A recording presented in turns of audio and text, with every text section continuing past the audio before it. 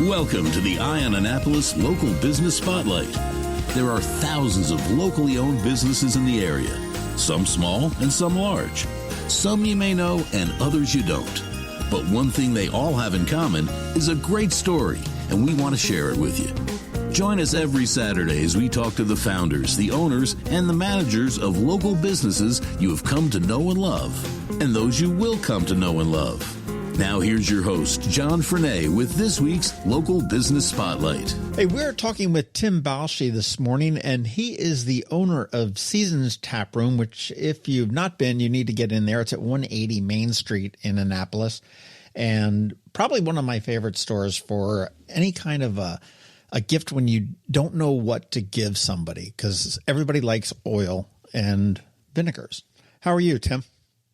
I'm doing well. Thanks, John. Good. Hey, thank you. I do apologize. We had a little bit of tough time connecting a couple of weeks ago. We had some technical issues, and Tim was very, very patient, so we were able to reconnect for the Local Business Spotlight. But we wanted to learn about Seasons Taproom. And the full name of this is Seasons Olive Oil and Vinegar Taproom, right? So it's a really long name. That's right. Yeah. So it's called, it has taproom at the end of it, because the concept of the store is you're able to taste and really learn and explore each olive oil and vinegar that we carry in the store before you purchase.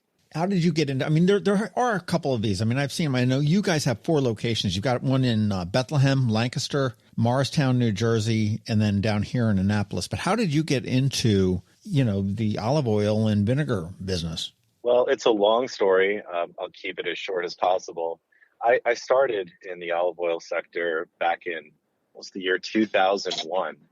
And that was really just, sort of my journey, understanding what fresh olive oil is, how it's made, and having this great experience of being able to live in Spain for a few years and actually make it and meet a lot of very interesting people in the sector and, sort of figure out, like, this is such an incredible product. Why isn't it in America in the freshest form possible? And why isn't this like early harvest green oil readily available? That's sort of what piqued my curiosity back then. And, really we started this small import-export company. We exported out of Spain under the brand Aguibal. We imported here into the U.S. Near my hometown of Bethlehem, PA, where we had a small, tiny warehouse. And, we really started the business out of the back of our car, driving to places like Zabar's, Fairway in New York City, some of the better cheese shops across the country. And to great success, we sold lots of this green oil that was appreciated by people who love cheese and wine. I think it was a logical starting point for us. So literally out of the back of your car, going store to store saying, hey, buy my wine or buy my literally. oil? Yeah, like we had oil in the trunk of the car by the case. And we were starting, so it wasn't like we were selling pallets of oil, but we were doing a lot of demonstrations, a lot of tastings, similar to what you would do at a cheese shop where a cheesemonger would slice off a piece of Gouda or Reggiano and have a little taste, and you'd sort of assess and see if you'd like to purchase it. That's kind of what we did with our olive oil back in the early 2000s. And eventually we were picked up by the Chicago Tribune. They wrote about us. Wine Spectator wrote a nice little feature about the quality of our oil. And we felt really confident that if these food writers are paying attention to quality olive oil, maybe we're at the beginning of something interesting. And look at that. You're here, you're on Eye in Annapolis. This is amazing. Does life get any better? It doesn't. Happy to be here. Happy to be here. Well, this is amazing. Now you've grown to 4 retail locations, and I've been in there so many times, and I don't know how many. I'm going to say there's probably at least 2 or 3 dozen different oils and vinegars that you can taste there. Yeah, there's about 60 products we carry in the Annapolis store. And, again, they're all available to try. No commitment necessary. You can taste the entire store and walk out, or, you can choose to purchase a few items. But really, it's about the journey from a culinary perspective, from a contrast of flavors, We have lots of flavored vinegars. We have lots of really interesting wine vinegars from all over the world, and of course the fresh olive oils.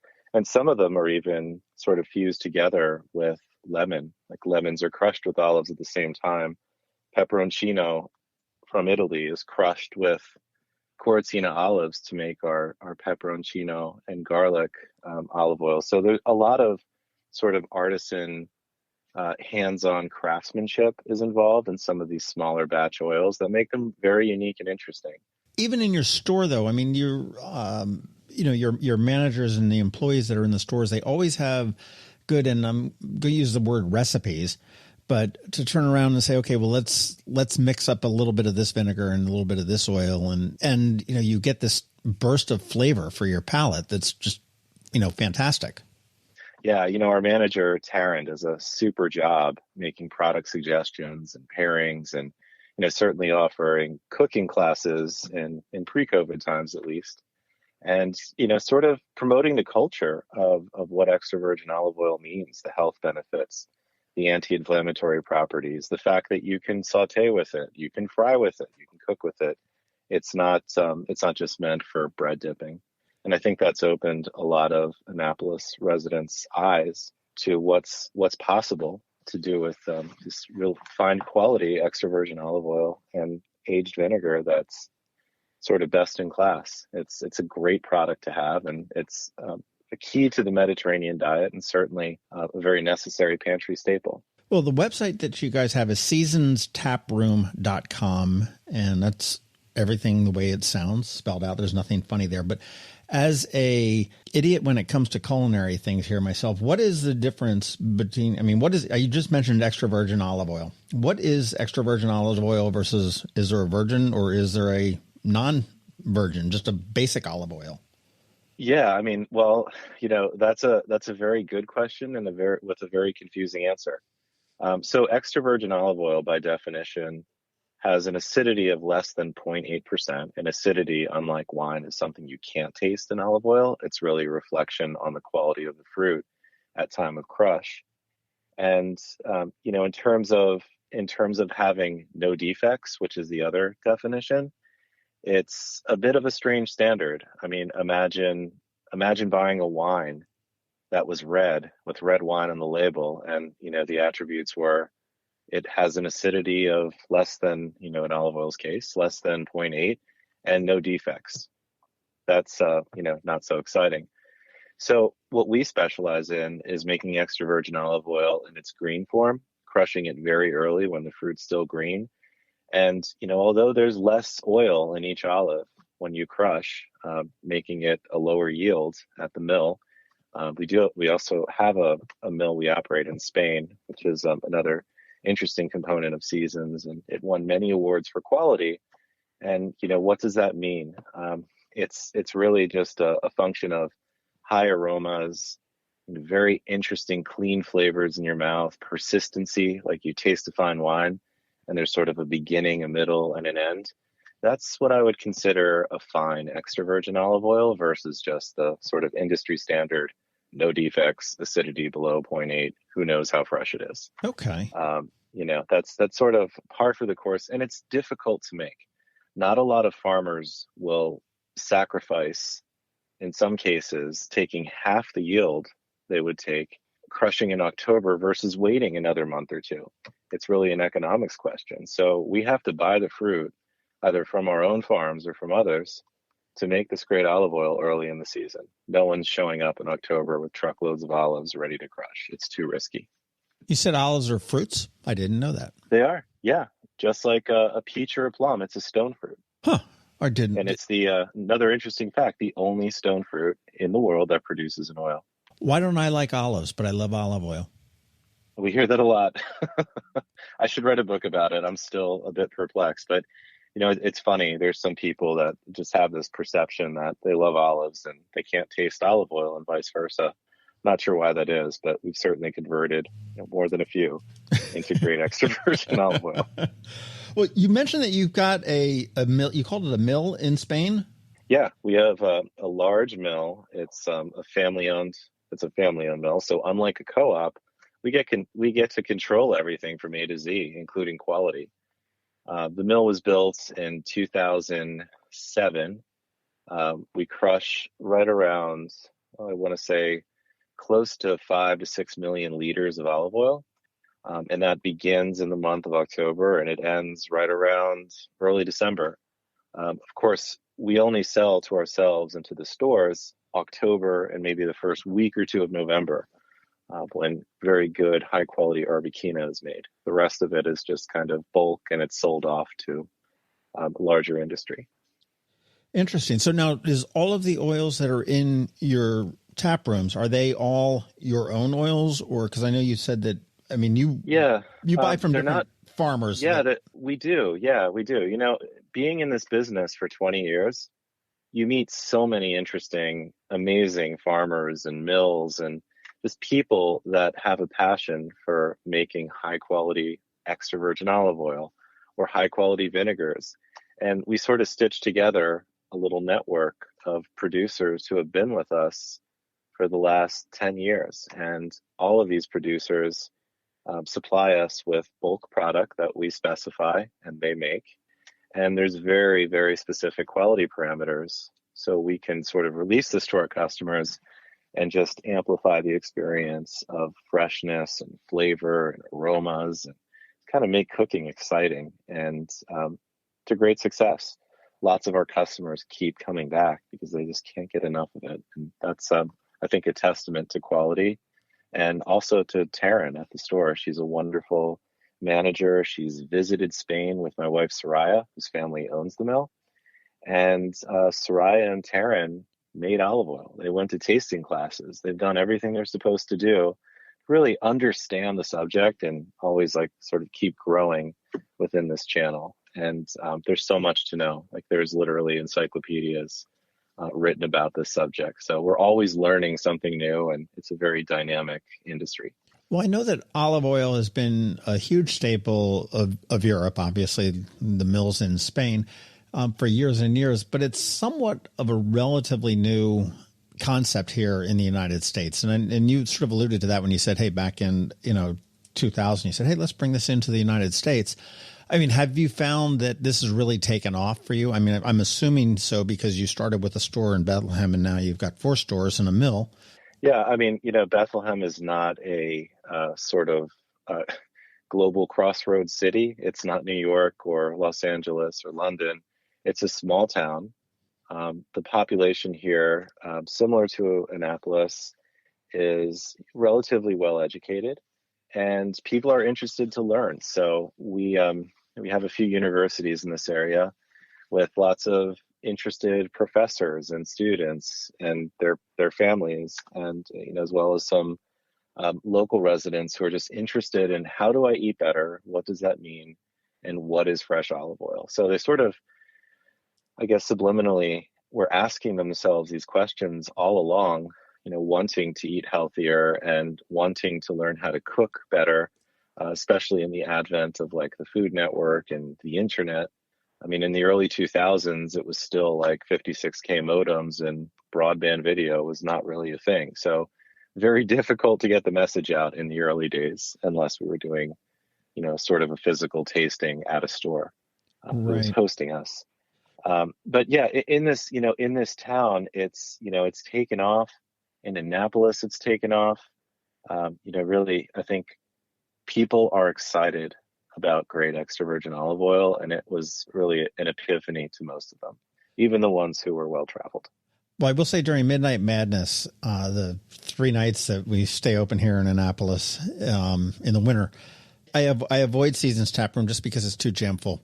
To be honest with you, I mean, it's a small store. It is a small store. It's long and narrow, and it's very funny. I've gone in there a couple times, and I'm just like, okay, this is way too crowded. I remember somebody posted a picture of a Jerry Garcia fest at Merriweather, and there was, I think, 12 million people in this like 1 acre plot of land, and I'm like, that looks just absolutely miserable. So when it gets too crowded, personally, I step out. But that sort of is a testament to the quality and to the product that you guys are selling there.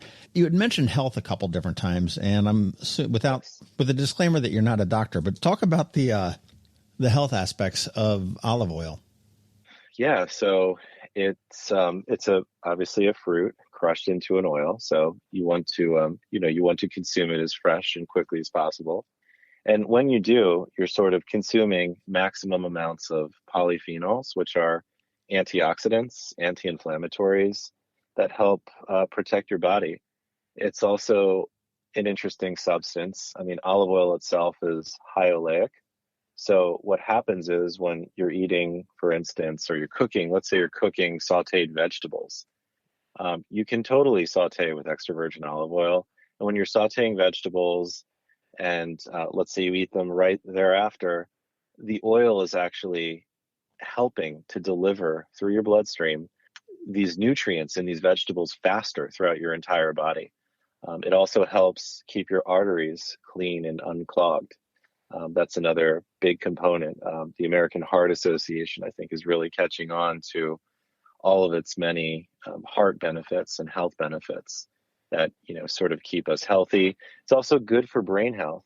Your brain is mostly fat, and this is one of the healthiest fats we can possibly consume because it's natural. It's made through mechanical methods of crushing olives into a paste, separating the oil from the solids in the water, and spinning that oil and filtering it into a final product. So there's very minimal retouching involved. It's not like a seed oil that's sent to a refinery and typically processed with hexane and benzene, and everything's kind of stripped out of it, and a few things maybe added back either naturally or artificially.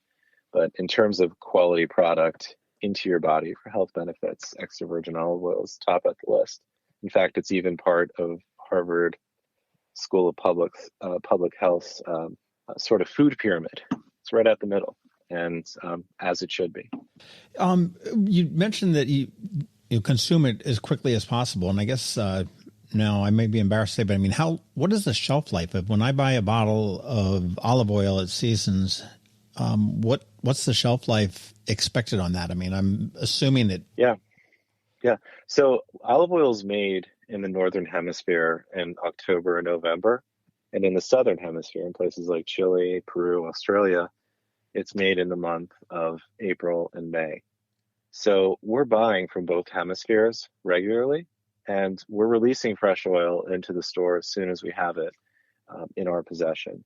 So you're getting the maximum freshness and health benefits by buying Seasons product.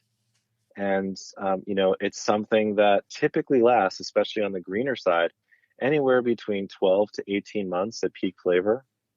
And then after that, it's sort of a linear regression where it starts to, it's fresh, and it's a product that's becoming less fresh. It's dying. It's the opposite of wine. And it'll eventually, even the best oils in the world will turn rancid. Greener oils tend to turn rancid on a much slower pace than, say, an overripe oil crushed with overripe fruit. Those tend to have a shorter shelf life. Okay, good. I'm glad. Well, I'm glad I'm good. I was afraid that you were going to say, "Oh yeah, they've got like a 3-week shelf life," and I'm like, "Oh no, man." Yeah, no, it's not like burrata cheese. Right. Well, Yeah. what happens? And you say you get the olives and you crush them and you paste them and you extract them. What waste? I mean, are you just doing anything with the waste out of this, or are you just extracting the oil?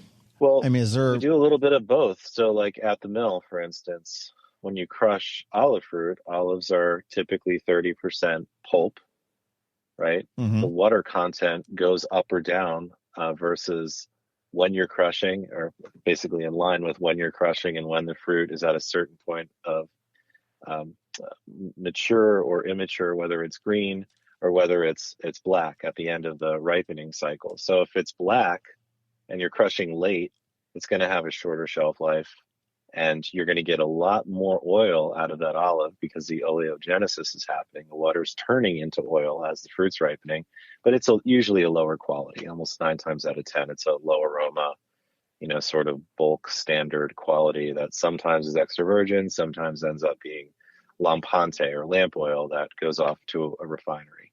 Okay. But that's typically in the month of December.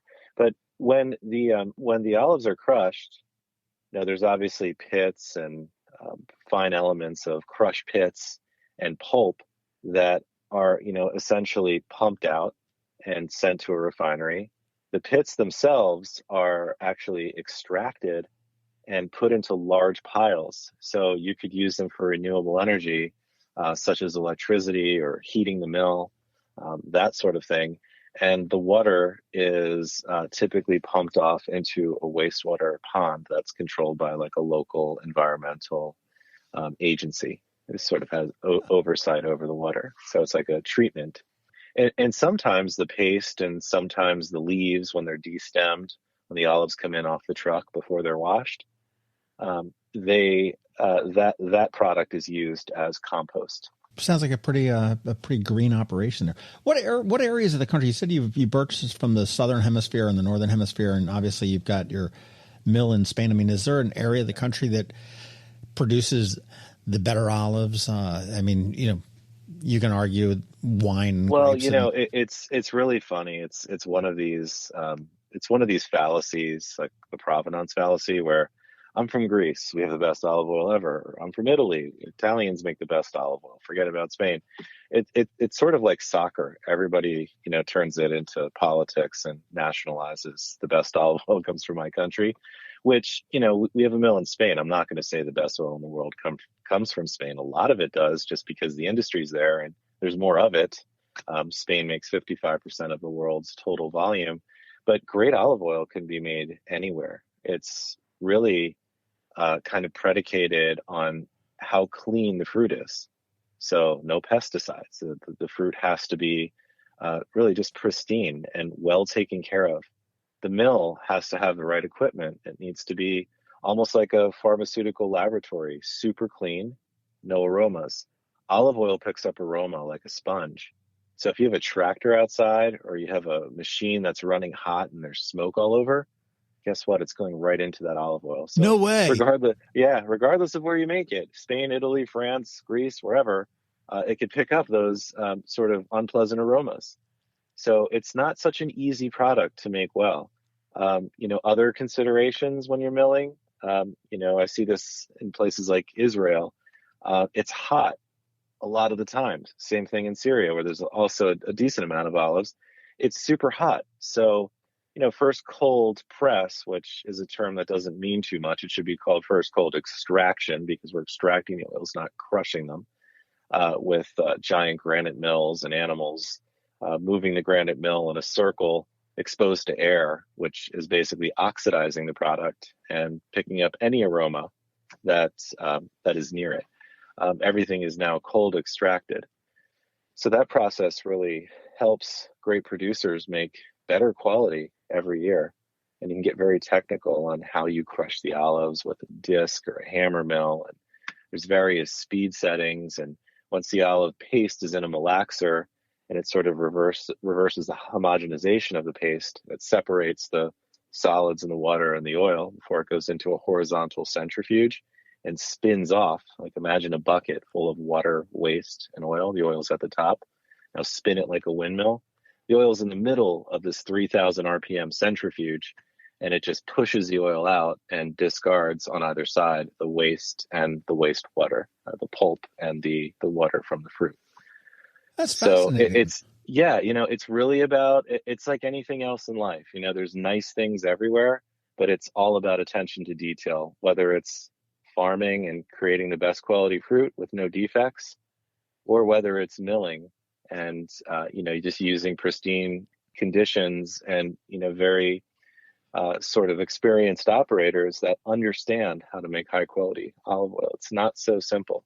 So back to the Israel-Syria thing. If you're in the Middle East, it's hot all the time, even at harvest. And when you're outside trying to crush olives that are hot, they're going to have defects. So they're going to have problems, right? The oil's not going to turn out as good as it could have if it were crushed, a little bit earlier in the morning or later in the evening when it cools off. And a lot of times people just show up with warm fruit, and this is most mills everywhere, and they just go at it and start crushing. That's not how you make quality. So there is great attention to detail that needs to be had when making great olive oil. And also, it can't rain. When olives are crushed, it's usually the fall, right? So it's the rainy season. You can't get into fields and harvest olives when it's wet out. You can't harvest and crush super humid fruit either. If it's too humid, you're going to have another defect problem. So it's tricky, but it just requires lots of study, skill, practice, and yeah, great oil can be made anywhere. Well, so that means it's refreshing to know that there's not some like 8,000-gallon tanker out behind your store in Annapolis filling up the stainless steel canisters that are up there. I mean, wow, this is amazing that there's so much that goes into it. I had no concept whatsoever. Oh, yeah, it's very elaborate. You'd be surprised. Has this been your career all your life? I mean, where was this just like, hey, we need to do this and get this entrepreneurial bug to do it? Or yeah, no, it's not I wouldn't call this my second career. I'd call this my mostly my primary career. I was in New York City for a few years working in corporate America. I worked for an art auction house. I was in the art business for a little while. I enjoyed it, but I realized like this isn't my future. And I had an uncle in the city who had some really amazing, well revered restaurants in Manhattan. And I started just like hanging out with him and getting into food and like cooking with the chefs and meeting all these interesting people. I'm like, wow, this is so exciting. This is not like the food I grew up with in Bethlehem. And that sort of like sparked a whole lot of other things. And my wife, Soraya, who I actually met in high school in Bethlehem when she was an exchange student, and we've been together since 1995. So that's a long time. And we ended up getting married and living in the city together. And when we were in New York, we're like, do we really want to do this sort of like rat race thing and work in corporate America forever? Both of us said no. So we went back to Spain and just really, bootstrapped and learned the whole olive oil business from A to Z, which her family was always a part of. And I got to meet lots of really exciting and interesting people because of that. That's fantastic. And you've brought it here to Annapolis. Again, Seasons Olive Oil, Vinegar, and Taproom is at 180 Main Street. If you're going up Main Street, it's on the right, about midway up Main Street. And it's a great narrow store with, as you said, probably 60 or so different flavors of extra virgin olive oil. Sorry, I don't mean to downgrade you there with the virgin olive oil, but thanks. And as you said, Taryn is great as far as getting recipes. If you want to go to the website, which is seasonstaproom.com, they've got recipes and tips and everything else that you've got there. We're talking with Tim Balshi, who's the owner of Seasons. And this has just been absolutely fascinating to find out how this is all sourced and, brought here. What's in the future for Seasons? Do you have any more expansion or?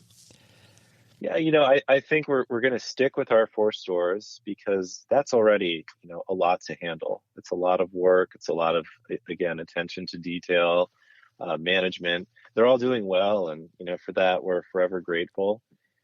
We're really just concentrating now on a new website so we can sell more online to our fans. And Taryn's been doing a great job managing the store through COVID, which is tough with limited access. Sure. And, only a handful of people at most allowed to come into the store to taste.